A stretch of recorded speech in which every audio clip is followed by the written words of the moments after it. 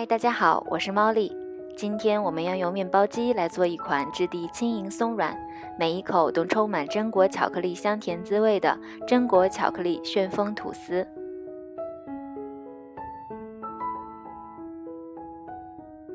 首先，我们来制作面包面团。在面包机的搅拌桶内加入鸡蛋50克、冰牛奶120毫升。牛奶可以使面包具有特殊的奶香味，让面包的组织更加细腻柔软。加入白糖30克，加入盐3克，加入高筋面粉250克，最后加入速溶干酵母3克。把揉面桶转移到面包机内，选择快速面包功能。现在开始揉面。很多观众留言给我，问做面包的时候可不可以少加糖或者不加糖。糖对于制作面包来说是非常重要的，糖不仅可以给面包提供甜味，而且可以使面包组织变得细致有光泽。适当的添加糖能够帮助酵母释放二氧化碳，让面团发酵得更好。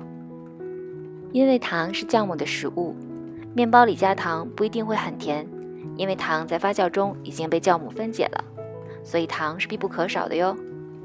面团大约揉至10分钟后，加入1片20克黄油。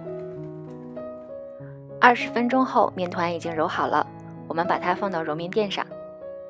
记得面包桶的搅拌片要把它拿出来。在面团上还有手上撒上一些干面粉防粘，我们来给面团整形。把面团压扁后，像这样把面团不停地向后折叠，最后形成一个光滑的面团，盖上一块湿布，醒发15分钟。这次醒发并不是为了让面团发酵，而是让面筋松弛变软，方便我们后续的操作。15分钟后，我们把面团轻压排气，用擀面杖把它擀至厚度为2到3毫米的长方形面片。面片擀制好后，我们来设置面包机。设置快速面包功能，记得烤色要选择淡，然后就摁开始，让面包机先空转20分钟。接下来我们给面包涂抹馅料，这是我们家早餐喜欢吃的巧克力酱，把它均匀地涂抹在面包片上，然后用刮板把它刮均匀。记得底边不要涂抹。酱料抹好后，我们把面包的底边抹薄，从面包片长的一边往下卷起，记得卷的时候要把它卷紧，不要留有空隙。卷好的面团轻轻把它揉得均匀，然后准备刮板在中间轻轻地割开，记得让馅料朝上，然后把这两部分交叉地放在一起，上下折叠。